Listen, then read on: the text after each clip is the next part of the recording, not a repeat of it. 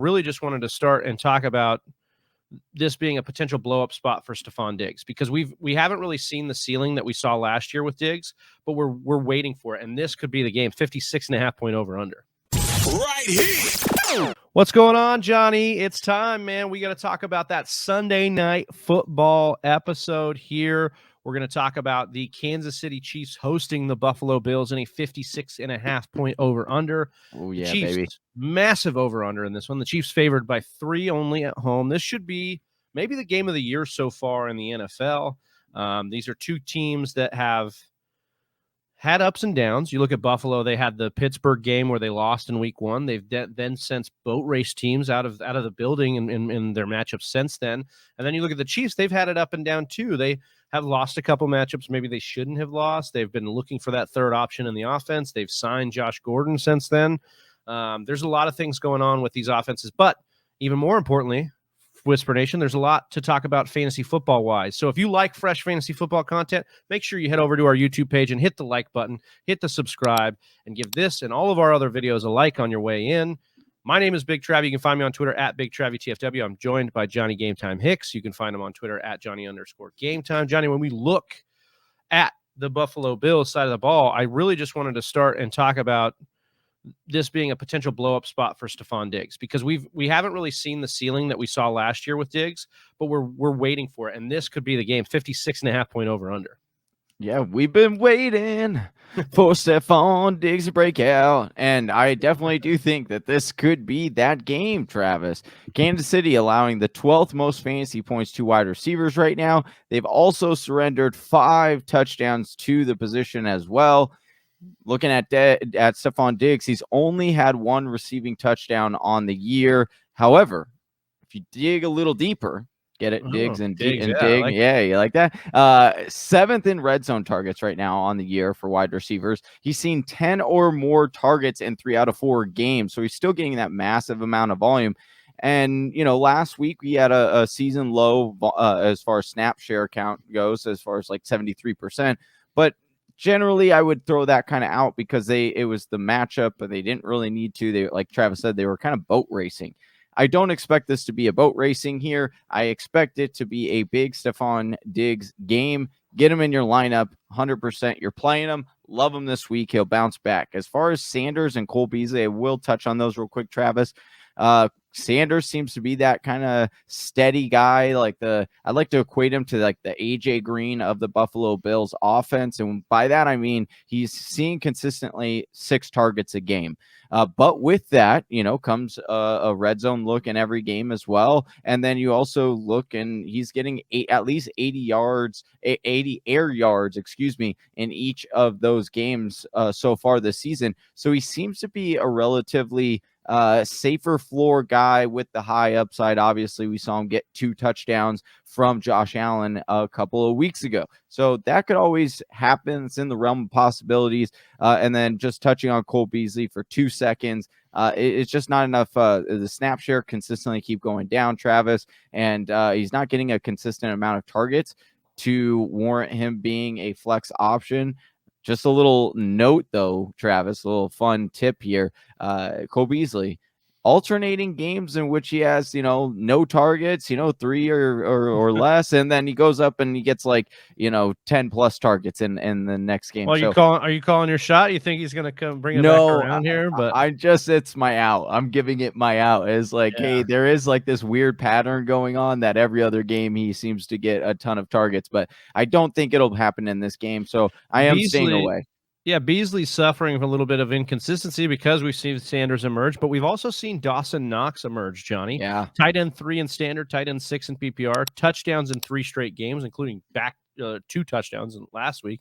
Leads all tight ends in red zone targets, 78% of snaps in 3 straight games. They're really using Dawson Knox here. He could be, as you said out in the show yesterday, this could be the Robert Tonyan of this year, Johnny. Dawson Knox living on some touchdown production. Yeah. Kansas City is averaging 10 points per game surrendered to enemies' fantasy tight ends.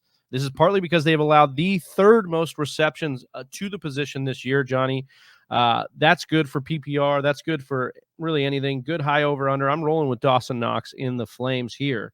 I do like that call a lot, Travis, but I know we've talked about the pass catchers and Josh Allen, but everyone wants to know about these running backs, man. What do we do? Yeah. Zack Moss, you got popping off for multiple touchdowns. It seems like every single week, and then you've also got the backup there, or quote unquote the starter, but in terms of snaps, you got Singletary. What are you doing with these two? Which one are you relying on in your offense, if either of them?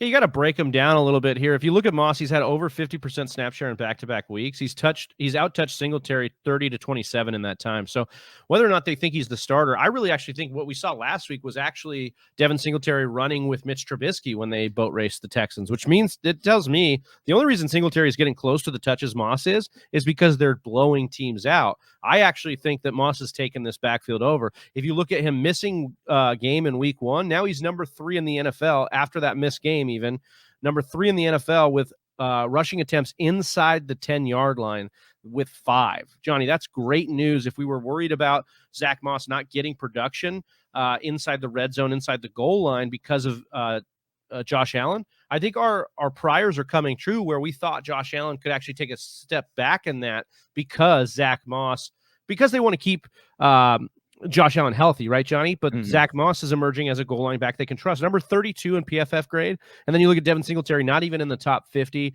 in PFF's rushing grade. Seems to be running with the second team, as I said, Devin Singletary does, and playing that change of pace role for Moss. We look at Kansas City, Johnny.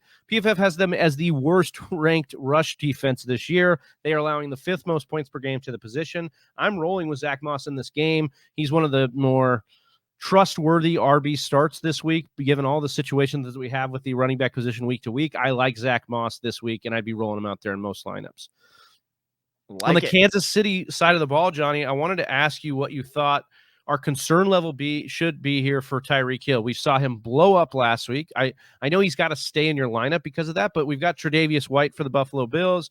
We've got a team that has, see how these other teams have bracketed Tyreek Hill. Are you concerned for Reek in this one? I am. I'm definitely concerned. Now, again, it's going to be hard to tell people to bench Tyreek Hill if you have him, especially coming off a mega day.